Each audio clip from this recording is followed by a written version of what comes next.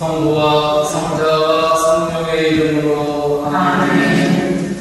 은총이 가득하신 마리아님 기뻐하소서. 주님께서 함께 계시니 여인중에 복되시며 태중의 아들 예수님 또한 복되시나이다. 천주에서 마리아님 이제와 저희 죽을 때에 저희 죄를 위하여 빌어주소서. 아멘. 성부와 성자와 성령의 이름으로 아멘. 자, 오늘은 영적으로 깨워드리는 기도가 뭔지 말합니다. 영적으로 깨워드리는 기도. 여러분들 뭐 다른 우리 자녀분들은 공동 잘 모르시지만 다른 거 권투는 아시죠? 권투 이렇게 복싱. 자, 링에 올라선 권투 선수가 8년 열심히 휘두른다고 해서 경기에서 이기는 것이 아니죠. 누가 팔을 몇 번, 누가 더 많이 휘두르냐가 그 경주경기의 권투가 아니라, 그죠? 제대로 된 펀치를 날려야 점수를 얻을 수 있는 거예요. 그런 선수가 실력 있는 선수죠. 가만히 있다가도 한번 딱 했을 때 상대를 때리는 거. 마찬가지로 주변 사람에게 여러분들이 기도를 부탁할 때도 기도를 제대로 하는 사람, 기도의 힘을 아는 사람, 기도의 영적 의미와 중요성을 아는 사람에게 부탁해야 합니다. 아무한테나 기도 부탁하면 안 돼요. 왜? 부도수 편화요. 여러분들도 기도 부탁받고 기도 받는 애들 많을 거예요. 자, 그렇다면 여러분들이 뭐 예를 들면 하시는 저희 모가한테 기도 좀 해주세요. 또 수녀님 기도 좀 해주세요. 왜 신부나 수녀에게 기도 부탁할까? 그 신부나 수녀님들이 하는 기도가 좀 더 파워가 있겠지 하는 뜻일 거예요. 그리고 또 우리 주변에 또 평신도지만 또 이제 영성이 깊은 분은 딱 가도 알잖아요. 그런 분한테 또 이렇게 기도 부탁을 한다고. 왜? 힘 있는 기도 때문에 그래요. 자, 그렇다면 힘 있는 기도, 살아있는 기도는 어떤 것일까? 신앙생활은요, 성경 말씀에 따르면 곧 영적 투쟁입니다. 더 심하게 얘기하면 영적 전쟁이에요.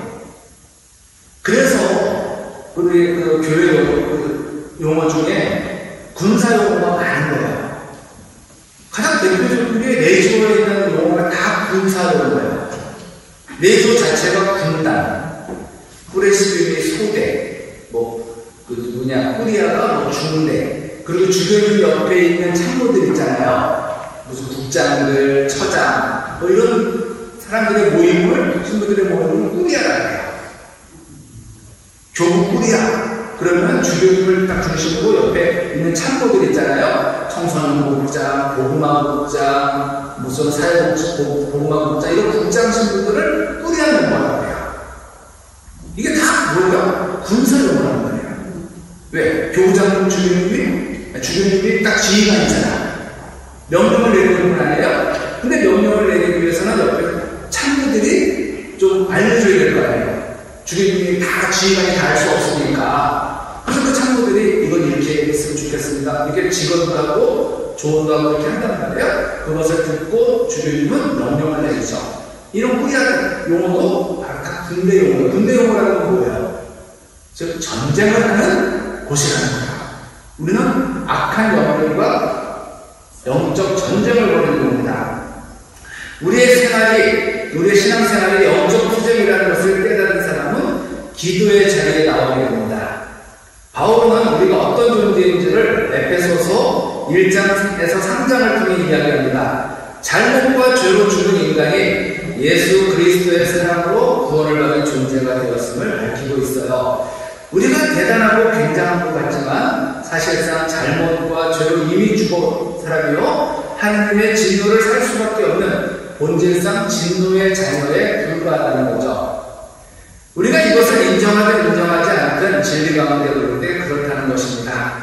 그런 우리를 위해 예수님께서 아무 대가 없이 십자가에서 보배로운 피를 흘려주심으로써 하나님께서 우리의 죄를 용서해 주시고 하나님의 자녀로 삼아 주셨습니다. 그로 인해 우리가 참된 희망을 붙들게 되고 하나님의 자녀의 지위를 회복하게 되고 생명을 선물로 받은 존재가 되었습니다. 내가 진실로 너희에게 말한다. 내 말을 듣고 나를 보내신 분을 믿는 이는 영생을 얻고 않는다. 그는 이미 죽음에서 생명으로 건너갔다. 요한복음 5장 24절 말씀입니다. 이것이 우리의 믿음이에요. 뭘 믿어? 내 말을 믿고 내 말을 듣고 나를 보내신 분을 믿는 거. 그럼 어떻게 돼? 영원한 생명을 얻고 심판을 받지 않는다. 그는 이미 죽음에서 생명으로 건너간다. 죽음에서 생명으로 건너간 게 뭐야? 이게 부활이에요. 부활이 그 육적인 목숨이 끝나고 나중에 무덤에 부신 다음에 왜 올라가는 게 부활이 아니라 이미 내가 살아있을 때 죽었고 죽어서 사는 거야. 이게 부활이에요. 살아서 지금 살아있을 때 지금 부활 못하면 죽어서 뭐 하겠어요? 지금 부활이에요. 주님은 그리스도이시고 살아계신 하나님의 아들님이시다 라는 우리의 신앙 고백 위에 주님의 교회가 세워졌어요.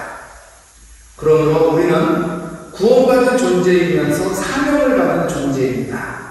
사명이 뭐예요?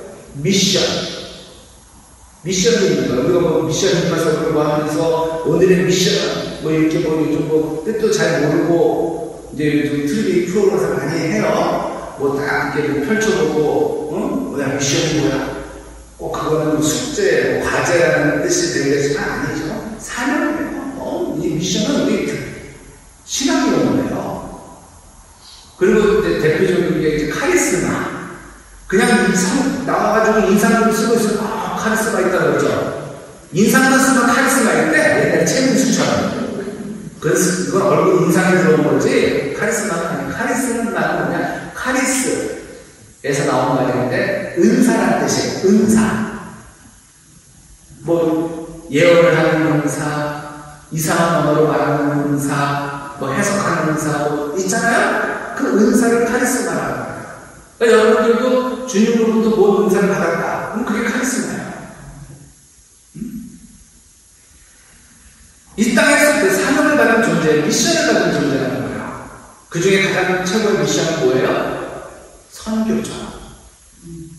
주님의 말씀을 전하는 거죠. 근데 입으로만 전하는 것이 아니라 삶으로 전해야 될 힘이 있다는 것이지.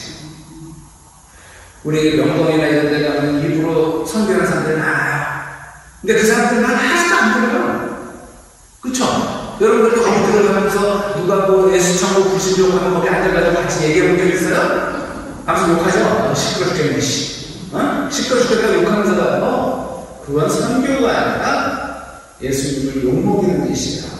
오히려 말없이 어느 단체에 가서 봉사한다든가 조용히 기부한다든가 이런 사람들의 삶을 통해서 예수님이 더 전해지는 거죠.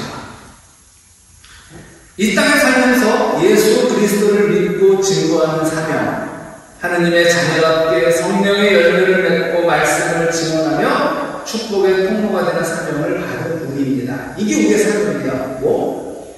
이 땅에 살면서 예수 그리스도를 믿고 증언하는 거.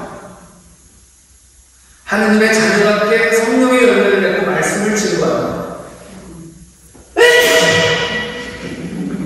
또 축복의 통로가 되는 거예요. 축복의 통로. 이거 어디서 나온 거예요? 아브라함의 복의 통로가 된다고 했잖아요. 그러면 하나님께 구원받은 존재, 희망과 사명이 있는 존재의 삶은 어떠해야 할까요? 이것을 에베소서 4장에서 4장부터 6장에서 이야기하고 있어요. 그 다음과 같아요. 우리의 시간과 문제를 어떤 태도로 사용하며 살아야 될 것인가? 어떤 인격과 성품의 사람이 되어야 하는가? 이거 중요해요.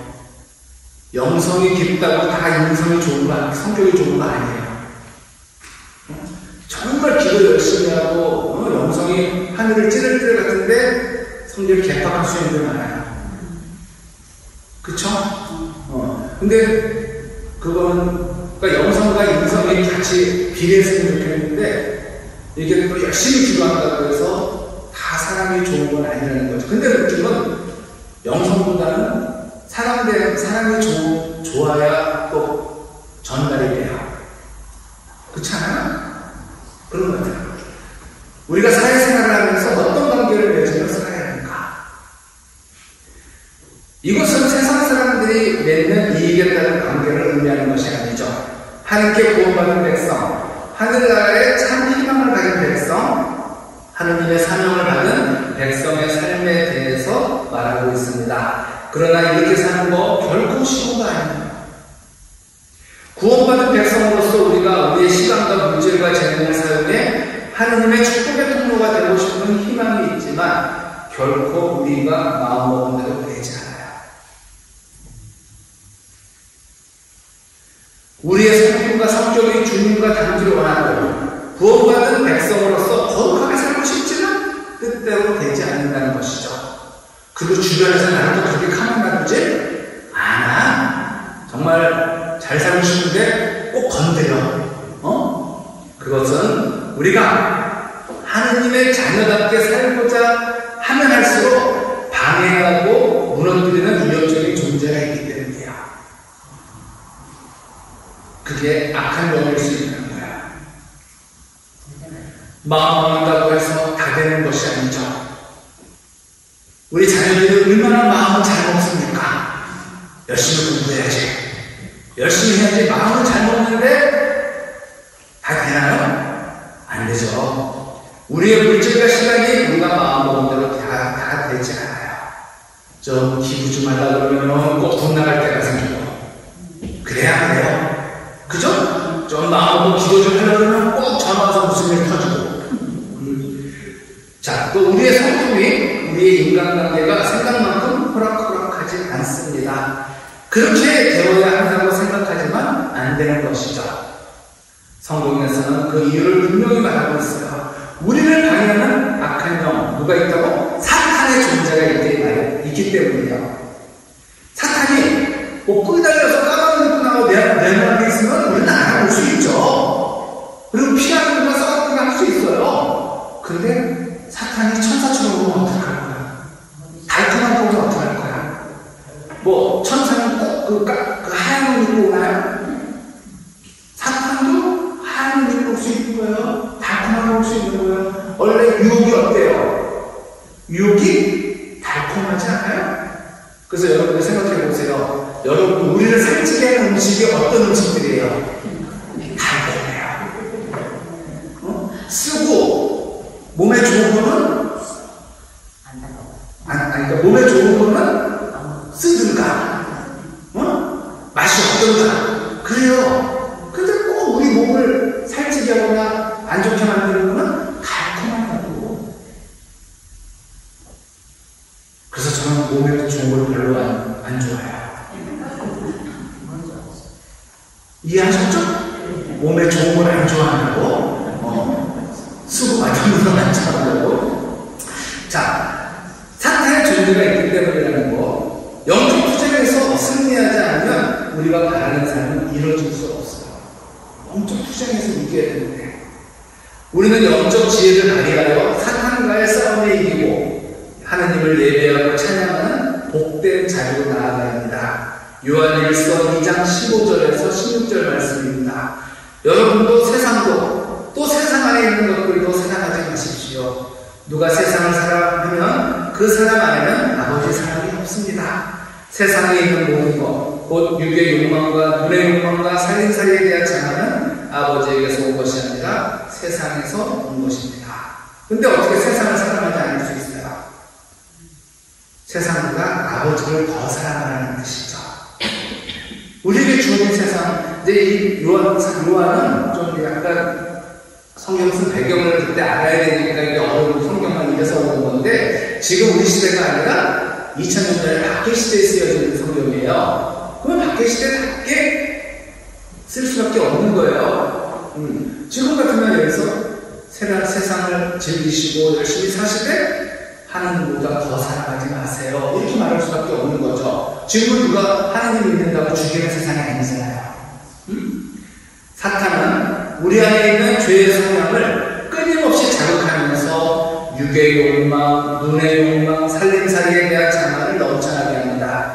하나님께서 주신 복된 삶을 포기하고 우리가 만든 부패한 삶을 통해 하나님께서 주신 상명대로 살지 못하게 만들죠. 사탄의 전략을 교묘하여 사탄의 전략은 교묘해요. 이간질, 더러운 일을 통해 전방위적으로 우리를 공격하고 무너뜨리죠. 우리 모이면은 누구 뒷담화 하죠? 뒷담화 하죠? 해요, 안 해요? 여기는 안 해요? 안 하면 다행인데, 근데 솔직히 모여서 뒷담화가 재밌어요. 그럼 그때 사탄도 그 자리에 있는 거예요. 그래서 누가 한 사람이 얘기하는 거예요.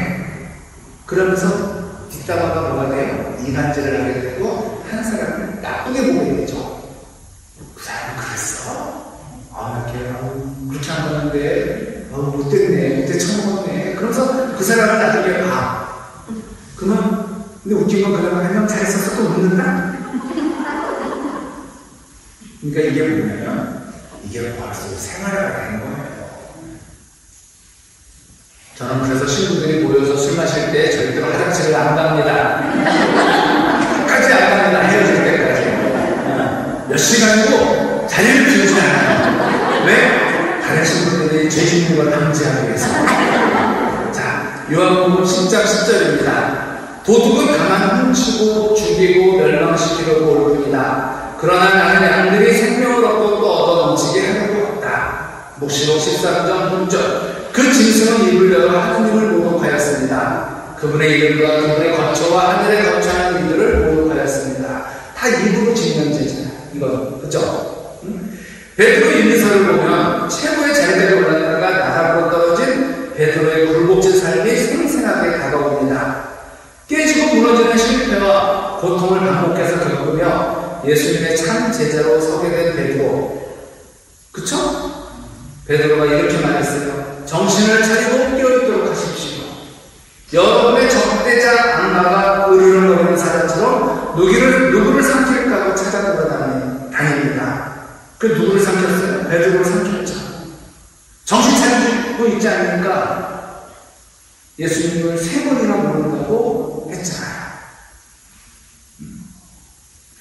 베드로는 그 순간들을 직접 경험했어요. 우는 사자가, 으르렁거리는 사자가 들어다니며 삼킬 자를 찾는다는 것이 무슨 의미인지 알았던 거죠. 예수님께서 십자가에 달려 돌아가시기 전날밤 군사가 아니야. 군사가 아니고 어린 하늘의 말 한마디에 수제를 따라 여겼던 자신의 믿음이 얼마나 볼품없이 깊은 나락으로 떨어져야 하는지를 알고 있었습니다. 또한 바울은 에베소 신자들에게 보낸 서만에서 악마에게 틈을 주지 마십시오라고 당부합니다. 빈틈을 보이지 말라는 거죠. 악마에게. 마귀가 조그마한 틈도 비집고 들어오기 때문이에요. 우리를 바닥으로 떨어뜨리려고 호시탐탐 노리고 있는 사탄의 계략에 넘어지지 않으려면 적극적으로 싸워야 한다고 말합니다. 그렇지 않으면 세상 속에 휩쓸려 우리의 신분을 망각한 채 살아가야 하기 때문이죠. 에페소서 6장 12절 말씀입니다. 우리의 전투 상대는 인간이 아니라 권세와 권력들과 이 어두운 세계의 지배자들과 하늘에 있는 악령들입니다.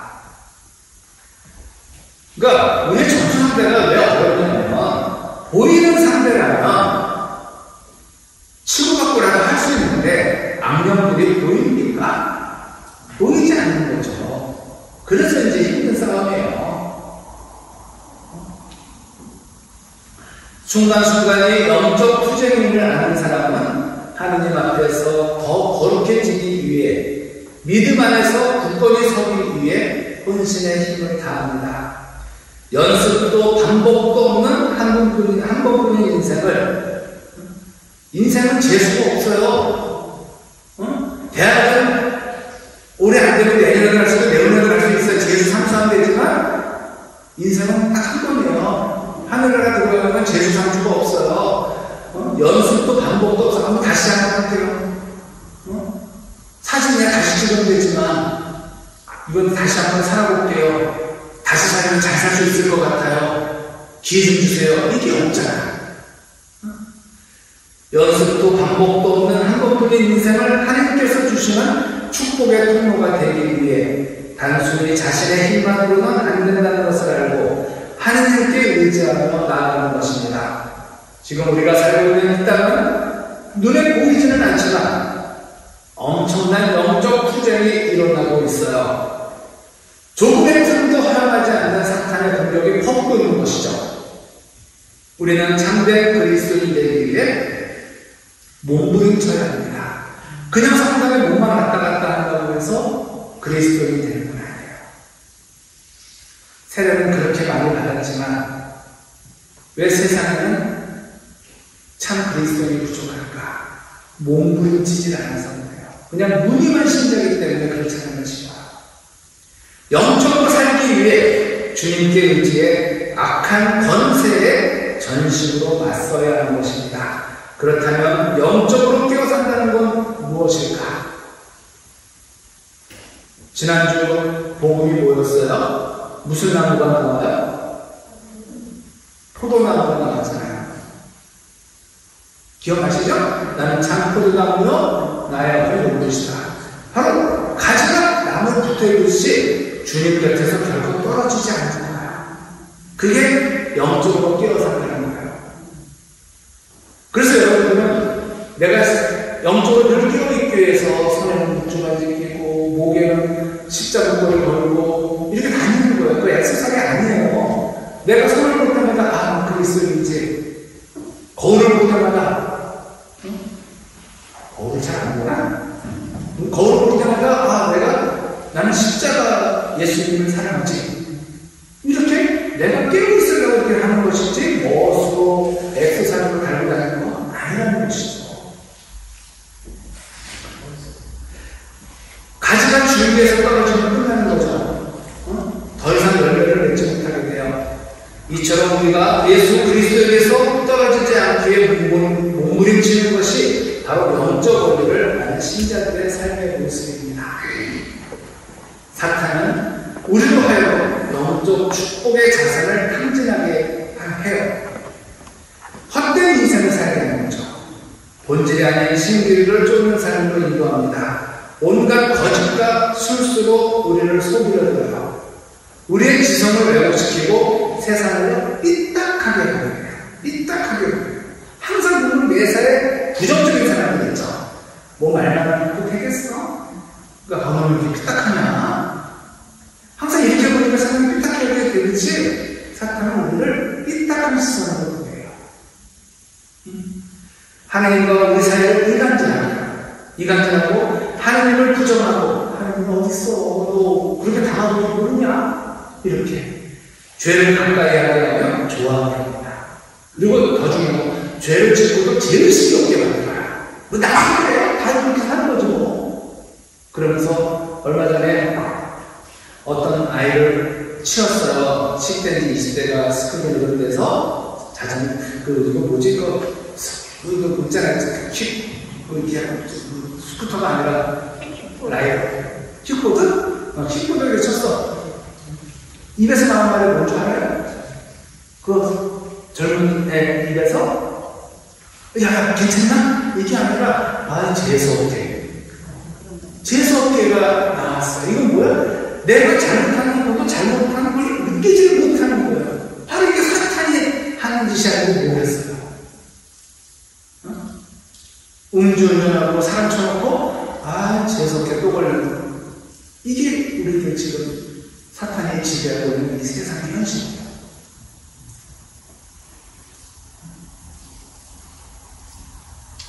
여러분들이야 음주운전 할 일이 없겠지만 뉴스 보면 그렇게 뉴스에서 음주운전해서 뭐 하는데도 또 이렇게 음주운전 나오고요. 대중교육에 많이 나와야 사고가 날 텐데 사고나 앞으로다가 인생 쫓나요? 이건 사탄이 하는 짓이 아니고 뭐겠어요? 그리고 대낮에 대낮에 낮술을 그렇게 드셔? 정말 우리 낮술을 하지 맙시다. 근데 이게 문제가 남자만 그런 게 아니라 지금 여성들도 마지막으로 엄청나게 돼요. 지금 외곽에 무슨 고급 음식점들 가면 다 여자예요. 남자는 그 시간에 일해야 돼서 없어요. 한정식집 가면 2시간, 3시간씩 대부분 여자분들이 모여서 하는 거예요. 술도 시켜놓고. 남자들은 순대국집 가서 빨리 일해야 되는데, 그러니까 지금 세상이 좋아져서 이러는데 거기서도 술 먹고 여자분들이 운전을 한단 말이죠. 그러고 사람을 쳤는데, 근데 음주운전은요 또 몇 번을 걸쳐서 해요. 습관인 거예요. 이게 사탄의 짓인 거예요. 응? 정말 하나님께 축복을 받았으면서도 죄를 짓게 만드는 게 사탄이에요. 오랜 노예 생활을 마치고 이집트를 탈출하는 이스라엘 백성에게 하나님께서는 축복의 상징으로 금을 주셨어요. 그쵸? 금을 주셨어요. 그 동네는 그렇게 금이 나는 동네는 아니거든요. 그런데 그들은 어떻게 했습니까? 금을 줬는데 그것을 가지고 금송아지를 만들어서 하나님께 맞섰어요. 보세요. 금을 줬더니 금으로 뭘 했냐고. 바로 금송아지를 만들어서 우상숭배를 했다는 거예요. 우상숭배는 하나님께 맞서는 가장 큰 죄거든요.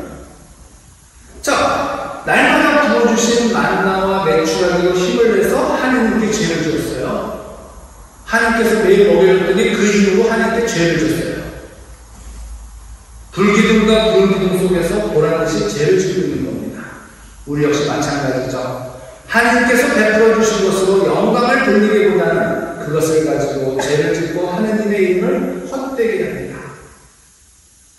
이런 말을 해요. 차 축복을 할 때 저는 꼭 이런 말을 해줘요. 차는 문명의 이기입니다. 정말 하나님께서 우리에게 주신 이로운 기계예요. 그쵸? 지금 차 없으면 정말 힘든 거 많잖아요. 갑자기 아픈 분이 병원으로 데려갈 수도 없는 거고 좋은 일도 못해요. 근데 이게 그렇다네. 문명의 이기가 천천히 하세요. 괜찮아요. 왜 이럴 때와 그치? 평소에 오지 않다고. 문명의 이기가 나로 인해서 어떻게 뭐가 돼요? 흉기가 된다는 거예요. 흉기.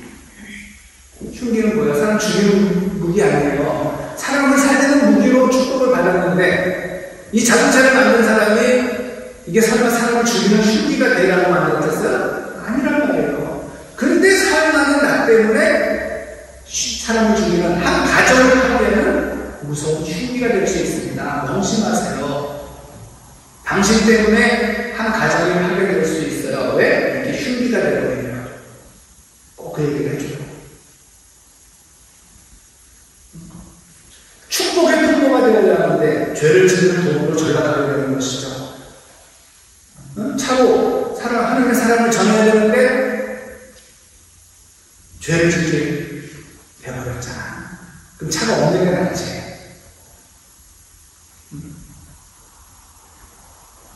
그래서 노벨이 뭘 만드는지 알죠? 다이너마이트를 만들었잖아요.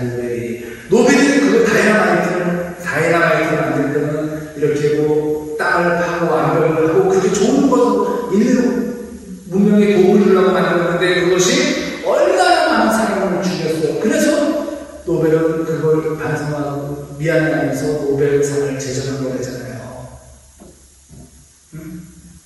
만약에 다이너마이트가 없었다면 우리 강원산을 돌아서 가야 될 걸요. 저기 속초까지 갈 때 산 넘어서 이렇게 가야 돼요. 왜? 산을 어떻게 갈까요? 터널을 어떻게 가요? 다이너마이트 지하철로 오산 안 타고 갔을 걸요. 그렇게 좋겠어야 되는데 이걸 사람을 죽이는 폭탄 것에 있다면 그래서 흉기가 되어버린 거잖아요. 하나님께서 주신 건강으로 지혜로 능력으로 하나님께 죄를 짓는 거죠. 어떤 사람이 정말 하나님께서 탁월한 두뇌를 줬어. 탁월한 두뇌를 줘서 그 두뇌로 공부 열심히 해서 사람이 남을 해서 공부를 하는 게 아니라 어디 남 사기 쳐먹는 거. 이런 나쁜 짓. 그거 머리 좋은 사람이 하지 머리 나쁜 사람 못해요. 사기는 아무나 치는 게 아니에요. 그리고 좀 하나님께서 참 잘생긴 얼굴 줬더니 가서 뭐라 그래요? 한번 손잡아 주이소 하면서 돌려버리고 그럼 돼야 안 돼요. 여러분들 제비가 얼굴이 마중석같이 생기면 재미할 수 있겠습니까? 못하죠. 여러분들, 여성분들 좋아하고, 강동원, 조인성, 이렇게 얼굴이 잘생기고, 입장하게 생겨야. 근데 꼭 그런 사람들이 뭘 해요? 사기치고, 그래요. 자, 베드로의 위대한 고백을 들어보세요. 스승님은 살아계신 하나님의 아들인 그리스도이십니다.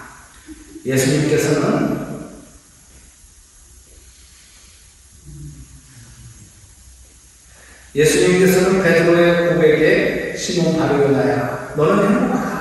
살과 피가 아니라 하늘에 계신 내 아버지께서 그것을 너에게 알려주셨기 때문이다 라고 하시며 나 또한 너에게 말한다. 너는 베드로이다. 내가 이 반석 위에 네 교회를 세우는즉 저승의 세력도 그것을 이기지 못할 것이다 라고 말씀하셨어요. 잘 아시는 내용이에요. 그렇죠? 근데 웃긴 게 이렇게 바로 얘기해놓고 이어서 십자가의 순환에 대해 베드로에게 말하자 베드로는 그런 일이 절대 일어나서는 안 되며 그런 일은 없을 거라고 항변하죠. 그랬더니 바로 예수님께서 표정을 바꾸시면서 뭐라고 해요?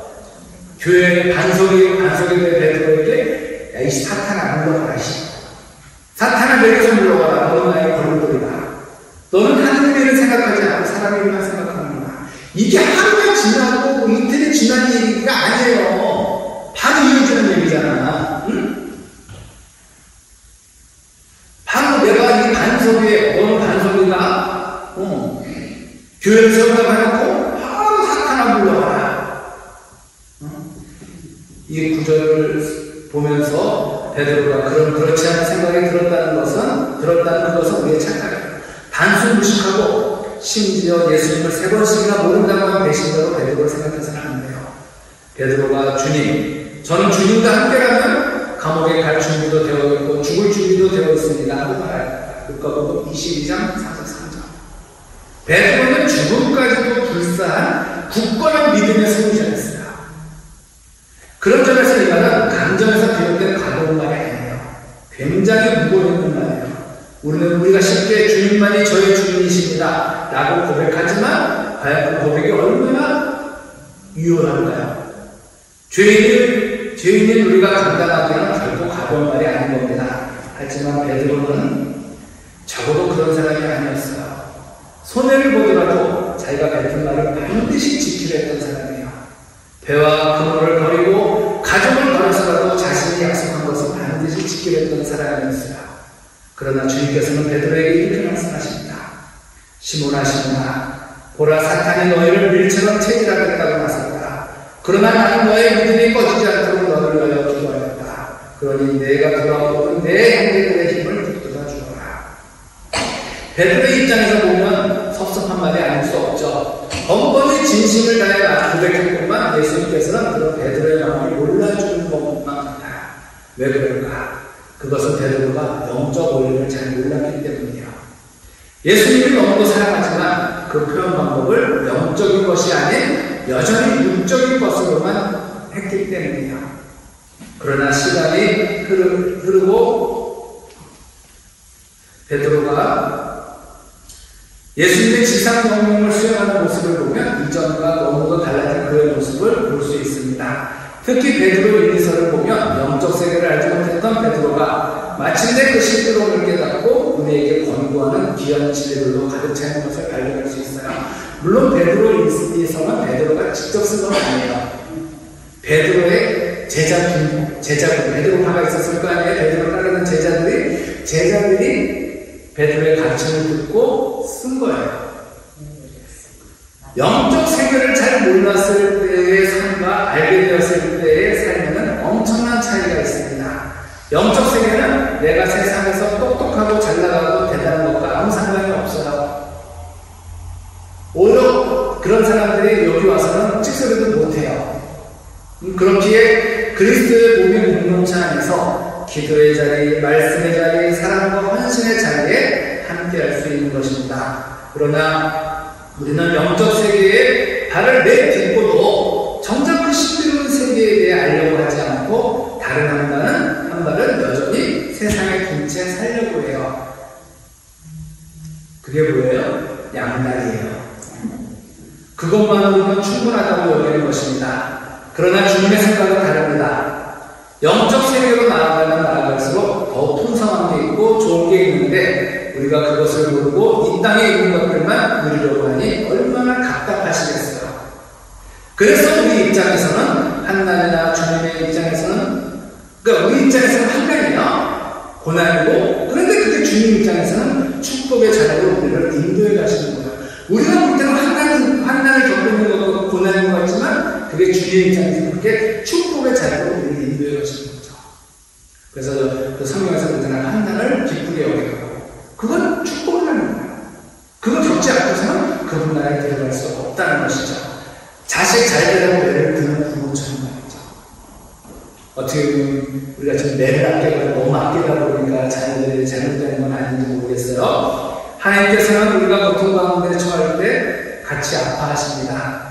우리의 고통을 모른 채 하지 않으시죠. 함께 아파하시고 눈물을 흘리시며 그 고통의 시간을 주는 의미를 일깨워 주십니다. 아, 기도해야 되겠구나.